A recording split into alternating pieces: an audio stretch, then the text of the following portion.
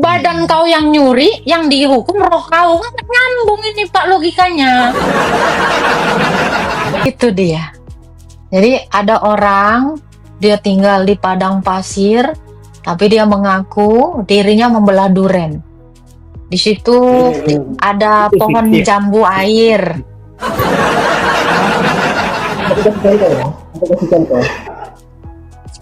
Kita berdoa itu, kita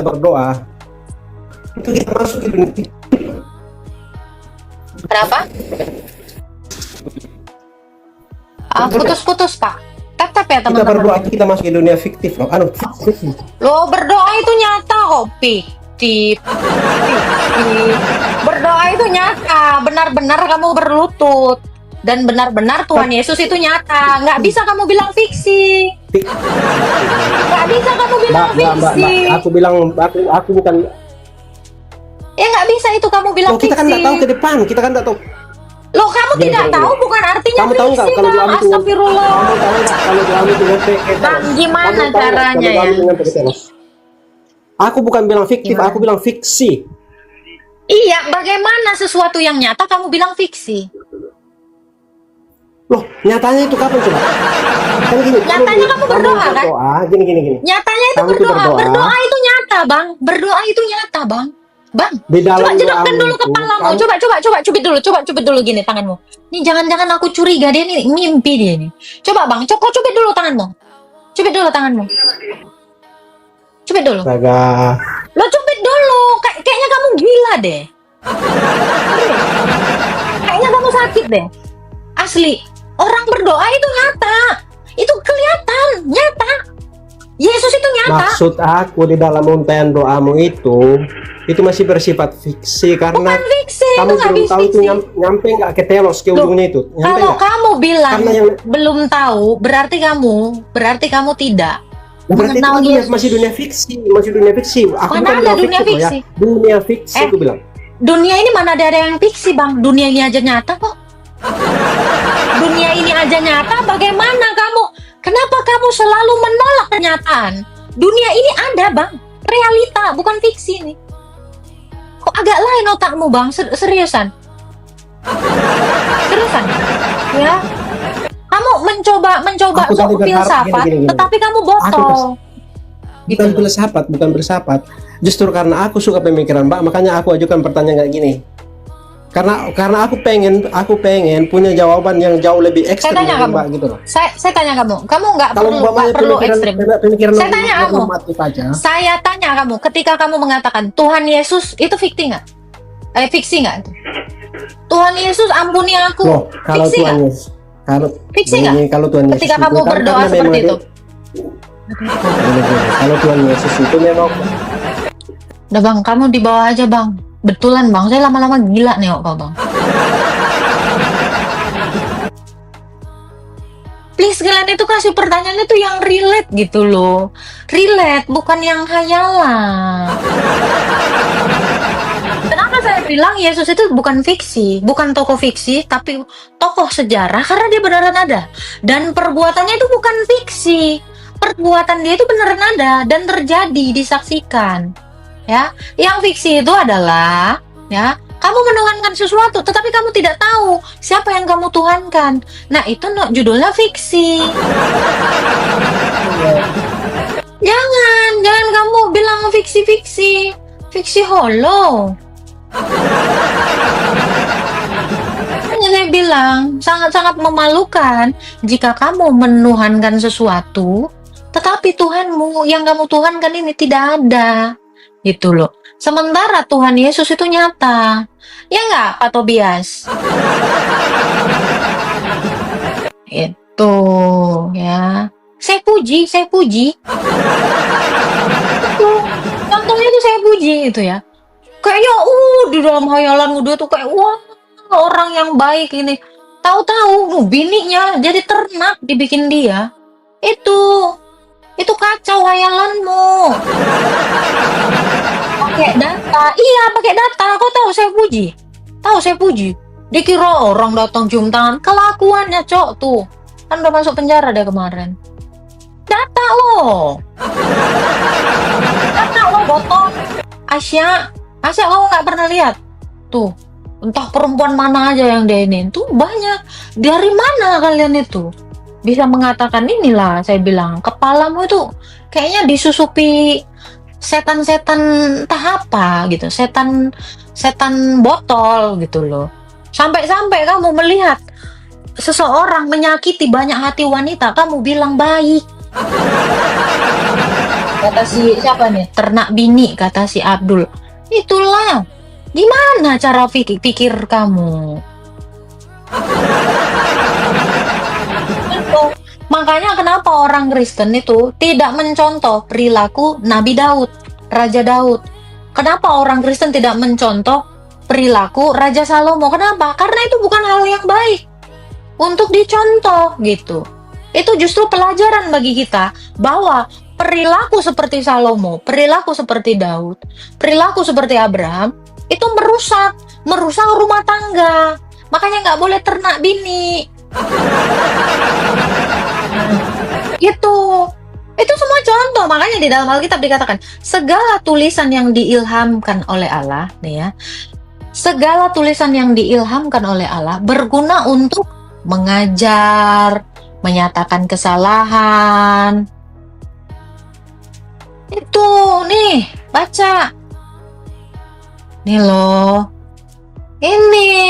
Makanya Alkitab itu, segala tulisan yang diilhamkan Allah memang bermanfaat untuk mengajar, menyatakan kesalahan, bahwa yang dilakukan Salomo itu salah, jangan ditiru, memperbaiki kelakuan, nah, dengan pertobatan gitu, mendidik orang dalam kebenaran. Ini gitu. Jadi di Alkitab itu kami itu bisa melihat yang mana pengajaran, yang mana menyatakan kesalahan, yang mana mendidik. Begitu. Ya kan? Kamu juga harusnya belajar dari kesalahannya Daud. Kamu harus belajar dari kesalahannya Sarah. Kamu harus belajar dari kesalahannya Salomo. Kamu belajar dari kesalahannya siapa? Musa. Tuh, gara-gara dia ngeyel, diputar-putar Tuhan dia 40 tahun. Karena semua orang bersalah. Semua orang bersalah. Nabi-nabi itu, kesalahan-kesalahan nabi-nabi itu kita gunakan itu sebagai pengajaran. Gitu. Ya. Musa yang lupa menyunatkan anaknya sampai-sampai anaknya mau innalillahi dibikin Tuhan. Kenapa? Perjanjian itu tidak dia pegang. Itu kita harus belajar dari kesalahan-kesalahan itu supaya kita tidak jatuh pada lubang yang sama. Begono. Malah kamu modus menyucikan rahim.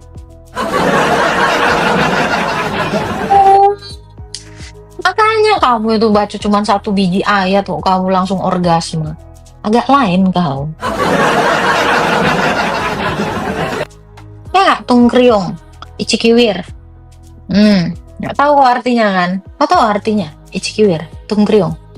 Nggak tahu kau kan? Itu, kamu melakukan hal yang sia-sia, menyebutkan yang sia-sia.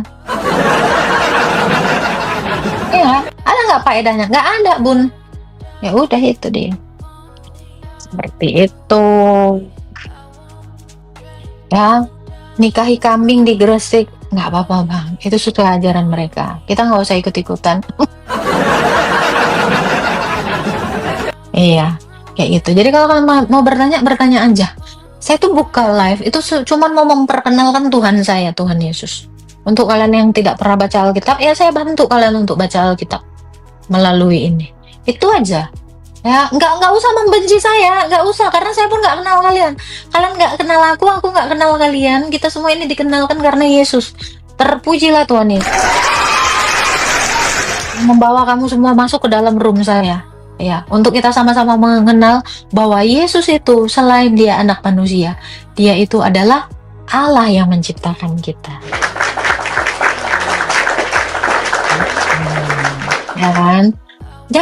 Jangan menganggap suatu kelahiran itu hal yang menjijikkan. Kelahiran itu hal yang diberkati loh. Benar nggak? Aku tanya kalian, kalau ada seseorang melahirkan, diucapkan apa? Nggak dimaki-maki, pasti dikatakan selamat. Karena kelahiran itu adalah hal yang baik. Kelahiran itu merupakan ya penerusan akan penciptaan. Gitu loh. Jadi kok Tuhanmu lahir? Ya nggak apa-apa, itu hal baik, nggak ada ya, kecuali itu anak haram. Kecuali anak haram itu nggak diselamatin, gitu ya. Ya, kelahiran Tuhan Yesus Kristus itu adalah berkat bagi segala bangsa. Ya, dia harus mengambil kodrat manusia itu dari seorang perawan suci, bukan dari perawan yang udah dicelup-celup. Itu hal yang baik. Bunda Maria itu adalah perawan suci gitu ya. Sama seperti aku masih suci, Mas. Iya, itu menyucikan rahim-rahim itu kalau belum digunakan itu suci, sayang. Ya, makanya kalian itu kenapa melihat kelahiran itu sesuatu hal yang menjijikkan? Kau aja dilahirkan, apa ketika kamu dilahirkan bapak kau bilang, ih jijik kalau aku udah anak ini, ngapain pula ini lahir, ini si Sapri nih. Ya kan? Muak kali aku nengok si Sapri nih, gak usah lah aku lahir Sapri, katanya. Kayaknya nggak gitu, Cok. Tuhanmu lahir dari Mek, gitu kan. Ya nggak apa-apa, it's okay, kamu juga lahir dari situ. Nabi-nabimu pun juga lahir dari situ. Apakah itu menjijikkan? Hah? Enggak lah, karena orang Kristen itu dikatakan ya, orang Kristen itu diperintahkan Tuhan apa? Beranak cucu dan bertambah banyaklah. Berarti itu adalah perintah Tuhan Yesus. Perintah Tuhan Yesus tuh beranak cucu. Dan ketika manusia itu beranak cucu, maka itu adalah hal yang baik. Artinya apa? Dia mengerjakan perintah Tuhan. Betul tidak? Disuruh sama Tuhan. Perintah. Beranak cucu dan bertambah banyaklah. Perintah itu, Cok. Terus kalau kita melakukan perintah, kenapa kamu melihatnya jijik gitu loh? Bingung, ya kan? Yang mandul gimana? Makanya dikatakan orang mandul itu hinaan, gitu. Nah, Sarah sendiri dikatakan si mandul, gitu. Nah, itu suatu apa ya namanya? Berarti dia itu tidak diberkati Tuhan, tidak diridhoi sama Tuhan Yesus. Itu betul. Itu suatu penghinaan bagi seorang wanita ketika dia tidak sanggup melahirkan. Kenapa? Karena dia tidak sanggup melakukan perintah Tuhan. Jadi waktu Yesus kanak-kanak itu sudah menyatu Allah dengan Yesus. Sudah. Ketika dia inkarnasi melalui rahim Bunda Maria, Firman itu sudah bersatu dengan kemanusiaan itu, tanpa mencampur aduk dan tanpa berbaur. Gitu. Di saat Yesus disiksa, disalib itu bagaimana itu? Apa? Yang disiksa itu adalah kemanusiaannya. Kealahannya itu bagaimana bisa disiksa? Iya. Sebab dia adalah terang. Itu kan kemanusiaannya kan belum metong, masih bernyawa dia. Iya, yang disiksa itu kemanusiaannya kan? Itu pertanyaan Bapak kan? Iya, jadi saat itu Tuhan Bapak di mana itu? Allah itu tak terhampir ya, Allah itu ada di surga. Bapa itu di surga bersama dengan firman dan rohnya. Jadi dia ada di dalam kekekalan, juga ada di dunia. Allah itu di dunia dan di surga. Dia ada di mana-mana. Nah inilah terkadang dalam pemahaman mungkin ya berbeda keimanan kan. Di situ kadang kita bingung untuk Anda tahu itunya? Allah ada di mana? Menurut Anda, secara Islam, Anda tahu Allah di mana? Allah itu berada di mana-mana. Ya sudah, berarti sama kan? Kenapa kamu bingung? Dia kan anak Tuhan. Dia anak Tuhan. Anak Allah karena bapaknya Allah. Karena tega banget bapaknya saat Yesus disiksa. Menurut Anda? Menurut Anda, dengan anak-anak perempuan yang di pesantren yang diperkodok sama santri itu, Allah itu nggak ngeliat apa? Apa nggak tega banget itu? Ya kan? Kalau kita lihat itu loh Pak. Jadi kamu jangan mengasihani yang sudah bangkit, tapi kasihanilah, lihat anak-anak gadis pesantren itu yang tidak ada dosanya, dibegituin sama ustadz-ustadznya itu yang kayak kabar-kabarnya itu. Allah apa tidak? Kenapa tega dia membiarkan itu terjadi? Pikiran nggak sampai sana Pak? Ya kan? Iya. Miris kan? Lihat yang terbaru itu Pak, yang di Sibolga atau di mana itu? Ada seorang anak muda, dia cuman di masjid, tapi dibun-bun sampai mati sama 5 orang di masjid. Itu berita terbaru itu. Di rumahnya Allah loh, di masjid Pak, dibun-bun mati di tempat. Kira-kira Allah itu nggak kasihan nengok itu? Siapa nama Iya. pemuda itu? Tapi Oh, dia kan? kan tidak, tapi Hmm, tidak di mana? diobati sebagai anak Allah. Ini kan Yesus kan anak Allah. Loh, Allah Kok itu tega- maha mengasihi Pak. Bapak Kamu Bapak. juga dikasihi Pak. Kasihnya Dan Allah kan itu sama secara terhadap semua manusia. secara rohaninya kan, secara hakikatnya rohaninya itu Yesus itu adalah Allah, anak Terus Bapak. Kok tega benar bapaknya saat di anak mana? ini Di mana? susah. Saya tanya Anda, di mana teganya sementara dia bisa bangkit lagi? Bisa dengan utuh lagi menghidupi dirinya. Orang kuat kok kasihan, sama orang kuat kok kasihan sih, Pak? Sama, ini logikanya gini, Pak. Dia kan bangkit, setelah itu dia bangkit. Sabar dulu. Setelah itu dia bangkit. Dia hidup kembali. Bahkan dia menghidupkan orang-orang mati. Di mana kasihannya? Coba saya tanya. Terhadap seseorang yang mampu kok kasihan, Pak. Ibarat kata gini, Pak. Bapak kasihan sama milioner kehilangan 10.000. Mikir nggak, Pak? Milioner itu nggak ngefek sama uang 10.000. 1 juta, 1 M pun bagi seorang milioner itu ngapain Anda kasihan? Ih, kasihan kali milioner itu hilang uang dia 1 miliar. Anda tidak perlu mengasihi yang kuasa gitu loh. Justru kasihanilah Anda yang sendiri lemah, yang tidak sanggup menghidupkan diri Anda, yang tidak sanggup mengobati diri Anda kalau terluka. Sebenarnya yang perlu dikasihani itu adalah manusia ini sendiri gitu loh. Ya, coba cara pikirnya itu gitu loh, Pak. Ya, oke. Yesus itu berapa kali bangkit itu? Dia mati hanya 1 kali kok, berapa kali bangkit? Kalau matinya 1 kali, ya bangkitnya sekali lah. Turunnya ke bumi berapa kali? Dia ada di surga dan ada di bumi. Bagaimana Anda menyikapi itu? Narasinya kenapa berulang, Pak? Begini. Kenapa kan, narasi Anda berulang? Saya sudah katakan, Yesus itu ada di bumi dan ada di surga. Kenapa Anda tanya turun-turunnya berapa kali? Karena dia ada di mana-mana. Seperti narasi Anda. Sorry, ini saya sambil nyari airport saya nih tinggal. Gitu. Coba Anda renungkan dulu itu. Coba bagaimana Anda merenungkan itu? nggak habis pikir. Tadi kan dinyatakan bahwa Yesus itu menyatu dengan Bapa. Yesus itu anak Bapa. Ya, dia firman-Nya Bapa. Firman-Nya Bapa. Nah, di saat Yesus mau disalib, kok Bapaknya Nih, ulang lagi nih. Diulang lagi nih. Kita ulang lagi nih. kullu nafsin za'iqatul maut, setiap barang yang bernyawa yang hidup pasti mati. Kenapa Jadi harus dimatikan? Kenapa harus dimatikan? Alasannya apa? Karena dia manusia. Loh, bisa kan manusia ini diciptakan untuk kekal? Ya Karena tuh nanti dibangkitkan, hidup lagi. Ya kenapa harus ada fase kematian? dia Untuk tidak apa dibangkitkan. dia mematikan kalau toh nanti dihidupkan? Apakah Allah nanti menghidupkan lagi orang mati? Enggak. Ya namanya sifat manusia. Manusiawi Saya tanya. itu kan kullu nafsin Saya tanya. za'iqatul maut. Setiap Nggak, orang saya yang tanya. bernyawa pasti mati. Bentar. Itu beneran nggak nyambung sama sekali ya. Pertanyaan saya begini Pak, ya. Manusia setelah mati nanti dibangkitkan nggak sama Allah? Yang mati itu jasmani. Secara rohani dia tidak mati, pindah alam. Iya, saya tanya nanti bangkit lagi nggak? Dibangkitkan lagi nggak sama Allah?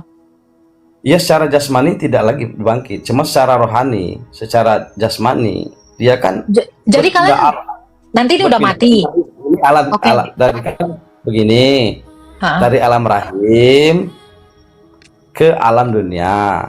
Seperti Loh, kita saat rahim ini. itu di dunia toh? Rahim itu di dunia toh? Iya, alam rahim. Gimana? Kan nggak ada orang beranak dalam kubur, Pak. Semua orang beranak di dunia ini tidak dalam kubur. Alam rahim itu kan di saat kita masih di dalam kandungan ibu kita. Enggak Nah, pun di terus? dunia. Ibunya yang di dunia. Kalau kita masih dalam rahim. Loh, rahim ibunya di dunia atau di mana? Ya di dalam ya ibunya itu kan secara jasad. Loh, ini rahimnya ibunya ini, Pak. Nih, kalau bini kamu Iya, dalam kandung, rahim. itu rahimnya di mana? Ibunya itu, rahim ibunya itu ada di mana? Terpisah dari dirinya. Gimana Dalam ini? perut ibunya, dalam perut ibu. Iya, perut ibunya ada di mana? Ya di dalam badan ibunya. Iya, badan ibunya di mana? Ya Di dunia toh. Kenapa digoblok-goblokin sih, Pak? Kenapa dibego-begoin gini sih, Pak? Itulah, Dipisah-pisahin. Alam rahim, alam kandungan. Setelah itu lahir ke Ini itu alam. alam. Bentar. Rahim itu alam. Rahim itu alam. Ya kalau versi Indonesia itu alam. Alam tuh kehidupan. Alam rahim. Alam nyata, artinya alam dunia ini. Alam Rahim itu, Pak, dengan kamera aja bisa dilihat. Makanya ada USG, teknologi USG. Itu bisa dilihat itu. Itu alam yang mana? Itu tubuh kita, itu salah satu organ kita, Pak. itulah Di mana dikatakan organ ini alam lain, berarti jantung kita juga alam lain gitu. itulah Gimana sih? penyebutan. Dia tidak Oke. bisa di analogi. Balik lagi ya. Balik lagi ya, Pak ya. Ketika kalian nanti udah mati, dikubur nih, dipocongin nih ya, madep ke Ka'bah, miring, digencet papan ya. Habis itu, waktu kiamat, kalian ini dibangkitin lagi nggak? Itu pertanyaan saya. Nah, itu kan kita masuk ke alam kubur, alam barzah. Ya, saya itu tahu. Setelah itu nanti, setelah alam kematian, ya, nanti kalian dibangkitin lagi nggak? Iya, tidak dibangkitkan setelah di dalam alam kubur. Hari kiamat kan? Ya, Nah, kiamat Ya. ini, ruh-ruh ini nanti mengumpul. Tidak saya dibangkitkan nggak lagi. nanya itu. Udah ngumpul terus di situ aja, di alam kiamat itu. Ya pindah ke alam, dari alam nyata Apa? ke alam kubur. Alam kubur nanti pas hari kiamat, alam pertimbangan misalnya. Baru surga dan neraka. Yang saya tanya, nah, setelah mati berarti kalian itu ke sorga itu dalam bentuk roh gitu, dalam bentuk rohnya Ya, aja gitu di sorga. karena jasmani kan kita sudah meninggal, sudah ini. Jasmani itu kan jasmani rohani itu hidup di dunia ini. Tadinya Terus, roh jasmani dan rohani. ya, terus kalian itu Ya. ke sorga itu gimana? Ke sorga itu Secara rohnya roh, doang, roh doang. secara roh doang, berarti nggak Ya. bangkit. Yang enggak bangkit, dia tuh roh doang. Oh, Itu yang Jadi- mempertanggungjawabkan roh ini, yang mempertanggungjawabkan amal baik amal buruk itu adalah roh. tuh logika ya, kita pakai logika. Ya. Kau nyuri, bisa nggak rohmu aja nyuri? Makanya mati itu berpisahnya roh dengan jasad. Kamu jelasin itu, saya tanya kamu ya, pakai logika ya. Ketika kamu mencuri, rohmu aja yang mencuri atau badanmu yang mencuri? Itu kan dunia panah. Aduh, pandai ya juga. Tuhan. Kamu kan usah-usah ke situ, Pak. Sudah dalam kubur, alam bangkit. Iya, nanti. Bapak lagi hidup. Saya nanya lagi, Bapak hidup. Waktu Bapak nyuri, set, ngambil. Itu yang Ya. mengerjakan rohmu dan badanmu kan? Ya kerjasama dua itu. Iya. Yang dihukum, masa rohnya doang? Badan kau yang nyuri, yang dihukum roh kau. Kan nyambung ini, Pak, logikanya. Begini, saya analogikan. Coba Bunda cubit. Gimana, diri sendiri. gimana rohmu itu bisa merasakan sakit? Gimana? Ya coba cubit. Bunda cubit tangan sendiri kan sakit kan? Saya tanya. Gimana sakitnya? Ya di saraf-saraf saya, di daging saya lah. Kok bohong? Perasaan yang sakit kan? Daging saya yang sakit, daging saya, karena ada saraf di sini, ada sistem saraf di dalam tubuh kita. Makanya kau kalau sange pun, itu saraf-saraf kau itu yang ngerasain botol. Lucu kali kau, Pak. Gimana roh bisa ngerasain sakit? Gimana roh bisa ngerasain birahi? Ya berikut badan kau lah, makanya aku bilang, aduh jangan ngerokok, Pak, nanti kena ban, Pak.